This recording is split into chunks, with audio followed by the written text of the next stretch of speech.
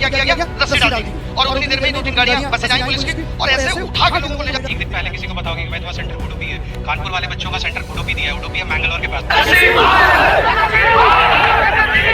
अभी एसएससी के खिलाफ कुछ जाने माने टीचर्स और स्टूडेंट्स विरोध प्रदर्शन कर रहे हैं। विरोध का कारण क्या है, प्रॉब्लम कहाँ आ रही है और इसके सॉल्यूशंस क्या हो सकते हैं और क्या ये प्रॉब्लम सिर्फ एसएससी में है या अन्य संस्थाओं में भी है, ये सब डिस्कस करेंगे। लेकिन इससे पहले मैं आपको एक बात बताना चाहता हूँ कि हो सकता है इस वीडियो के बाद मुझे कमेंट सेक्शन में कुछ लोग गलत बात करें, लेकिन मुझे इससे फ़र्क नहीं पड़ता। मैं खुद भी एक छात्र हूँ और छात्र होने के नाते मेरा एक कर्तव्य बनता है कि मैं छात्रों की आवाज़ लोगों तक पहुँचाऊँ। अगर मेरी वीडियो से 1000 लोगों तक भी अपनी छात्रों की बात पहुँची तो ये मेरे लिए एक बहुत बड़ी उपलब्धि होगी। विवाद के कारणों को मैं आपको पॉइंट्स में बताऊंगा ताकि आपको समझने में आसानी हो। पहले क्या टीसीएस एसएससी का एग्ज़ाम कंडक्ट कराती थी, लेकिन अब एक एडुकेटी नाम की संस्था कंडक्ट कराती है। ये संस्था कुछ एग्ज़ाम को लेकर पहले भी विवाद में रह चुकी है। यदि किसी बच्चे ने दिल्ली सेंटर भरा है, लेकिन मान लो दिल्ली का सेंटर फुल हो गया है, चलो ठीक है, ये मान लेते हैं कि दिल्ली फुल हो गया है तो आप उसको गाज़ियाबाद, मेरठ या नोएडा सेंटर दे सकते हो।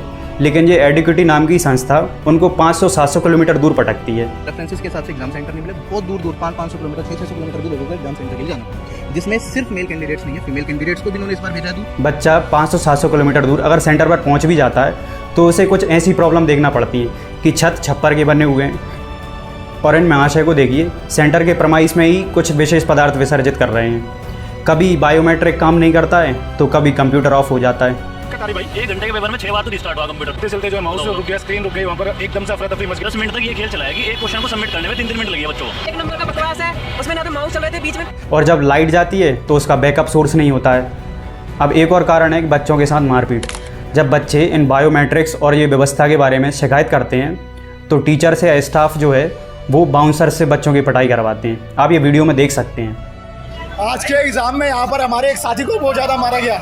ये देखिए आप, हमारे को ना एग्जाम मिला ना हमारे को। और इन्विजिलेटर के बारे में तो क्या ही कहना, ये लोग तो फ़ोन अंदर लाकर रील्स बनाते हैं, सेल्फी खींचते हैं, जबकि सेंटर के अंदर फ़ोन लाना बिल्कुल पूर्णतः वर्जित रहता है। लेकिन ये आप देख सकते हो कि ये लोग क्या कर रहे हैं। के अंदर में इन्विजिलेटर्स जो है वो रील बना रहे हैं ऐसे सेल्फी डाल के कि कंडक्टिंग एसएससी एग्जाम्स इन्विजिलेटर। और सेंटर वालों के बारे में तो क्या ही कहना, वो लोग तो अपनी गलती मानने की बजाय स्टूडेंट्स को ही समझा बुझा कर सेंटर के बाहर भगा रहे हैं।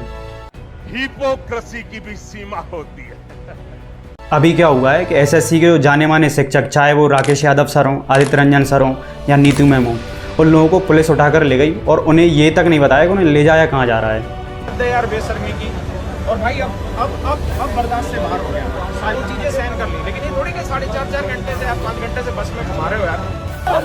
क्योंकि उनका मानना है कि हम लोग इस लायक नहीं हैं। इन छात्रों और शिक्षकों को ना तो आंदोलन में कोई सहयोग मिल रहा है, ना ठीक से पानी की व्यवस्था है, और हवा के तो क्या ही कहने, टीचर्स स्टूडेंट्स से ज़्यादा स्टूडेंट्स के लिए परेशान हो रहे हैं।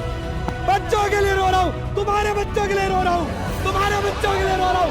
अभी हमने प्रॉब्लम्स क्या है और मामला क्या है ये सब समझ लिया है। अब समझते हैं सॉल्यूशन क्या हो सकते हैं। देखो, पहला सॉल्यूशन ये हो सकता है कि चाहे एसएससी हो या कोई भी संस्था हो, अगर एग्ज़ाम पैटर्न में थोड़ी सी भी दिक्कत आती है तो री एग्ज़ाम होना चाहिए। सेकंड सॉल्यूशन ये हो सकता है कि कोई भी संस्था हो, चाहे वो एसएससी हो या यूपीएससी हो या एमपीपीएससी हो, सभी में रिफॉर्म की ज़रूरत है। तो अभी जैसे यूपीएससी ने आंसर की रिलीज़ की थी 2024 की, उसमें 3 क्वेश्चन डिलीट कर दिए। आंसर की 1 साल बाद रिलीज़ होती है और फिर भी 3 क्वेश्चन डिलीट कर दिए जाती। क्या हमारी यूपीएससी जैसी संवैधानिक संस्था 100 क्वेश्चन भी ठीक से नहीं बना सकती? ऐसे ही बीपीएससी का पेपर लीक हो गया था। एमपीपीएससी भी हर साल 4 से 5 क्वेश्चन डिलीट कर देती है या फिर 1 से ज़्यादा आंसर दे देती है। सेम एसएससी के साथ होता है। एसएससी के भी पेपर लीक होते हैं या फिर सेंटर बच्चों को दूर दे दिया जाता है। सबको मिलाकर रिफॉर्म की ज़रूरत है सभी संस्थाओं में।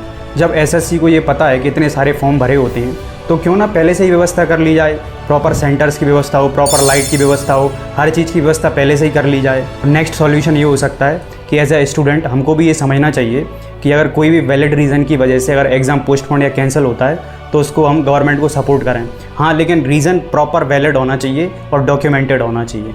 मिलते हैं नेक्स्ट वीडियो में। राधे राधे।